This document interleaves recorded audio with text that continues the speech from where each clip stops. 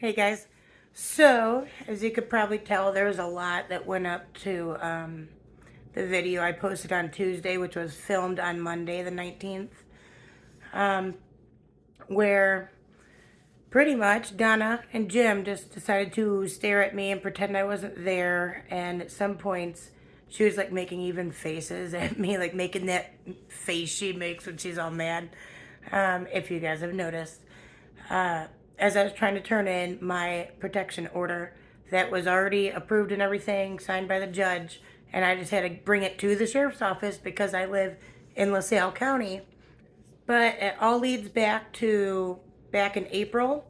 If you guys remember when I was surrounded by Donna and multiple men, when I was in the recorder's office just after I was leaving the state's attorney's office, trying to ensure that I would be free of abuse and retaliation and stuff from county employees, essentially, about that case, which I'll link that video down below. They ended up trespassing me for a day, and this is when I had my broken foot, right? So I was still in my boot on my left foot. And Donna, as I'm leaving, as I'm complying, because I didn't want to be kidnapped. I knew I was right, and I knew the judge's order has nothing to do with that area of the complex. That's well known, and they completely are aware of that. They were just bullying me. Anyway, she backs me like up into the elevator pretty much as I'm telling her, "Get away from me, Donna. You're making me intimidated, whatever." And then literally, Lieutenant Dyke, the only good thing he did ever, was called her name, so she stopped. So I will say that was good. And I eventually left, and when I did go, I tried to report it on the phone, I believe, a couple times. But when I came to the sheriff's department to complain about it all, I was forced to give my complaint over the little speaker com thing outside that they never answer. And Kai Denault was threatening to arrest me if I didn't give my complaint only in that way, shoved up against the exit door, about 3 inches from it, by these cobwebs and stuff, right there in the crack, right in the way. And they wanted me to stand there to give my complaint as they would write it down, allegedly. Well, they didn't. There's no record that they never wrote the complaint down. They confirmed that, actually. I forgot. They did confirm they didn't write it down. And Tara Hyde was allowed to sit there and listen. There was like 6 of them, including a couple of them were the people that were being complained on. I was actually taunted then, too, by, I believe it was Tara. It was a female yelling. Anyway, so I still had this other case where I was the victim half of it in there, where this person was arrested for a couple different charges stemming from slightly before everything with Donna there. And anyway, I could never get the state's attorney's office, the victim's advocate there, anybody to call me back in regards to like this type of stuff going on when I'm supposed to be. I was literally there conducting my victim business minutes before they surrounded me, trespassed me, and Donna assaulted me. Anyway, fast forward, I don't hear from them forever, and then in the late summer, well, towards the late summer, I finally get one of them to contact me back, because at this point it was established we're going to trial. If I want anything done, got to go to trial, got to testify pretty much, and whatnot. Well, as you know, they usually trial prep you, and I did every little thing trying to get them to trial prep me, because there was like a lot I needed to be trial prep. Number one, I have anxiety, so I get freaking weird when I'm uncomfortable, as most of you know. Anyway, among other things, there's a lot that went into it. It needed to absolutely happen. Why would it not? And they just never would do it, would never set a time, and then eventually changed it from where I could go there, which I wasn't comfortable about, but where I had to do it on the phone. And then Kara Reynolds, the lawyer one, because there's 2 Karas in the office. One's the lawyer and one's the victim's advocate who never calls back. That's Kara McConville. So she finally one day, just out of the blue, with no like, no little visit set up, nothing. We had no time to set up. She calls me and demands that if I want to be trial prepped, then I had to do it right then and there. Well, since I was working, I wasn't alone. I didn't have the privacy or the the availability to sit there and process everything I'm trying to, you got to know what you're talking about in those, like, what are you doing? Anyway, so I told her, I said, well, I can't right now. And then we bicker back and forth, and she hangs up on me. And then fast forward, it gets closer and closer to this trial date, which was late August, very end of August. And nobody would get back to me. And Joe Navarro even called me. He's now the state's attorney, the head one. He's the same guy that first played music on me and closed the blinds before I ever got arrested. All right. Well, Joe Navarro calls me and tells me he wouldn't exactly say it. He wouldn't say that I'm not being trial prepped, but he told me to be there 15 minutes before it starts. That's it. That's all he would say. I said, so you're not, even on the day of, you're still not going to? Like, what are we doing? And I get pretty upset, and eventually, like, leave them several voicemails. I think I left a voicemail on the wrong Kara's voicemail, where I was freaking out. I was mad, and I was upset and frustrated, like, as the victim of a crime in their office, right? And they were nightmares to try to deal with when they even would deal with me. It was so disappointing and defeating, so much so, because like the police officers did fine. I think even back then I told them they'd probably try to mess with me, which they did. So fast forward to that court date and the very end of August. Even that morning, I called their office saying, you guys aren't going to trial prep me? Because, I mean, I think it was like a 11 o'clock or 1 o'clock later in the morning, trial. Well, they literally tried to tell me on the phone that I was harassing them when I was repeatedly trying to inquire about whether they were going to trial prep me. Because initially they said they would, and then they just wouldn't, and they never did, and they just played around with me. Like, they literally wasted my time, the police's time. Literally, all these people that were in court might as well have not ever had any appearance at all, and held them up because what were we doing? Nothing. Literally nothing, because if I didn't show up to testify, they dropped the charges. Well, since they threatened me with claiming I committed a crime and refused to trial prep me, I just didn't show. I was fully prepared to show, had it all set up. Like I said, I was calling hours before trying to get them to even last minute do something, and they didn't. So that was really disappointing, and I haven't really talked much about that because it's just been a fucked up year to begin with, man. And for them to play those games, like the person, what initially went down, what this person did, literally occurred like days before Kimmy died, when this person knew I was going through that. It was really messed up. And then to turn around and have the state's attorney's office playing with me like this, and then being threatened with arrest by Donna and assaulted by her when she knew I was injured. All this, like, holy cow. Well, anyway, very recently, a slew of events have happened, and the same person that was involved in that case happened to do some shit and got himself arrested, as he should have been. Again, police were good. They were fine. They were fair. They've been actually really great. And I, again, told them how they'd mess with me. I knew they would. And, I always go on a little bit of a spiel about all, because there's so many things they've done. Well, and I don't know. They eventually, I decided I had to do something. I had to put a stop to some type of issues that were going on. So I go and sought out this EOP, which is only good for a few weeks.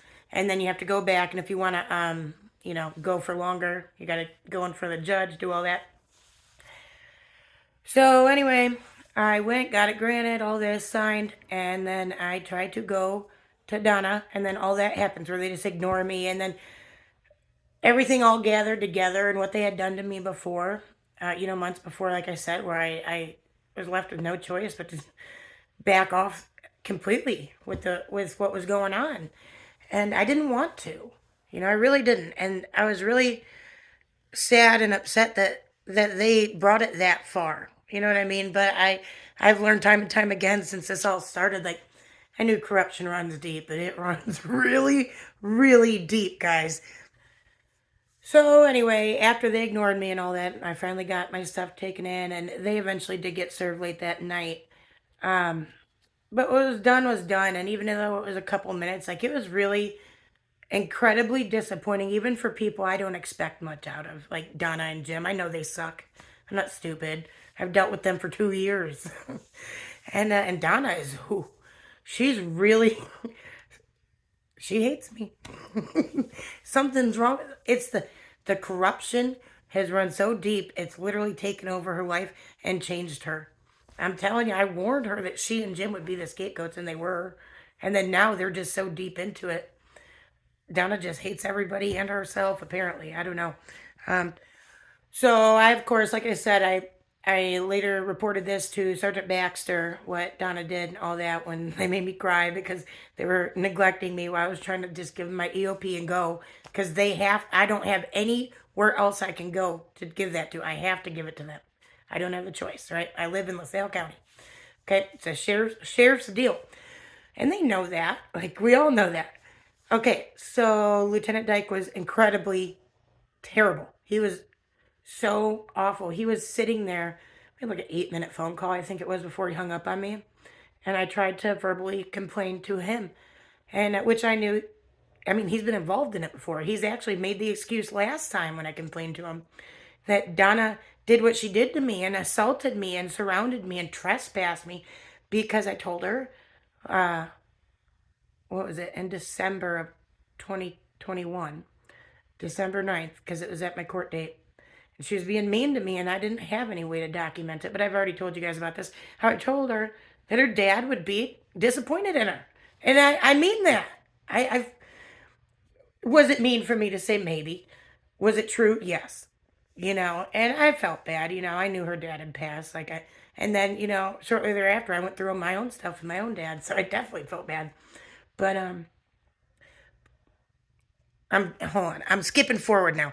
Anyway, if you guys remember, right after I finally came back, because I missed court for like 6 months due to JoJo's stuff and everything going on. So I didn't come back to court from that December date till April 28th, I think it was, and or late April sometime. And that's when she first like started her pure deep hatred towards me, and it began when I walked in the courthouse to go to my court date, and she bombarded me with stuff with my name on it that was supposed to be anonymous. I don't remember if it was complaints or FOIAs or both, but she did. And then of course I made a stink about it, and she threatened me with arrest, all this, and then eventually did what she did when she assaulted me. So he used that excuse before for what they have done, but it was really unfortunate to have him argue with me when I'm trying to file a complaint. I'm not trying to bicker back and forth, but I'm trying to tell you the facts about what happened because I stood there and dealt with it on my own, right? Because he tried to say, well, I saw the video, didn't look that. Yeah, they were doing nothing. That's the problem. They were standing there when they knew obviously I was out there needing something. Because it's been brought up, maybe they didn't know that I was out there for what I was out there for. They could have not. But do they treat anybody else like that where they stand there, stare at them, and ignore them? I mean, Jim and Donna both were just gazing past me, and then Jim was like pretending to look at the security cameras, which is weird because then he definitely would have seen me. And when I held it up to him, I'm holding up, even though she didn't know what it was, she knew I was there for something. So fast forward, I also complained on this behavior to the state's attorney's office, and I notified them of what's going on, um, which I knew would get nowhere. But I'm trying to do what I can. I don't even know. Anyway, and after some back and forth, and they say, "Oh, we'll call you back." They don't call back. They never did call back. As of yesterday, which was Wednesday, I was speaking with the woman on the phone that answers the phones that never identifies, who was incredibly rude to me, incredibly rude. But she notified me that they now, with this new case against this same person, that they no longer are seeking restitution and they are no longer representing me at all, or like the case against him at all, which is shocking. You know what the big thing is? They won't say why. what do you mean? Like, what are you doing? But I don't, I didn't want them to anyway, really. But what else was I to do? You gotta do something. So that was disappointing. They claim they sent something in the mail yesterday to me, because I've repeatedly questioned about this, because this person has a court date very soon, um, very soon, and I'm not going to even have that letter most likely by that time, and probably even more delayed because it's almost Christmas. So I don't know which days they screw up the mail for with all that, but it was incredibly disappointing. So now it's just out the window, apparently. Um, I can't work with them anyway. They make it impossible, impossible. They have no integrity at all. I can't even believe Joe Navarro runs that office. Um, but it's incredibly frustrating because yet again, the police's time has been wasted several times. Um, Definitely my time has been wasted. It's just a nightmare. I mean, if this, they might as well not even arrested the person.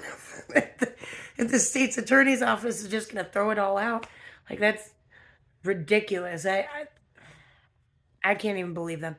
But I have yet to hear back from Adam Diss, the sheriff. We're going forward. What's he want me to do? So yeah, Adam Diss has had absolutely nothing to say, like always. Um, about Donna and Jim completely ignoring me when I was trying to turn in an emergency order protection. Um, and he hasn't called with any suggestions on anything, actually. Um, has never ever called me back about any complaint I filed. There's actually no record in their system of any complaint I've ever filed prior to March 2nd, 2021, which is really strange because I have filmed myself turning in many of them. But what can you do? I'm not shocked, but I'm truly disappointed, and I don't know what can you do. But eventually, we're going to trial. They're going the fuck down. They're going to be shown for the pieces of dirt they are, and Donna can explain her way out of all that because her lies were the most detailed of all of them, and apparently, when I beat up Jim, when I beat up Jim, Donna claims I grabbed the door. I had no way of grabbing the door. I had that notebook in my hand with all those papers, with my complaint form right on top. I had a pen in my hand. I had my phone. And at that point, I had my brother's phone too. Like, no, no, it didn't happen. She's nuts. But poor Donna, what can you do? Everybody needs a mental health day. We certainly do. All right. Thanks for watching. Tell your friends. Bye.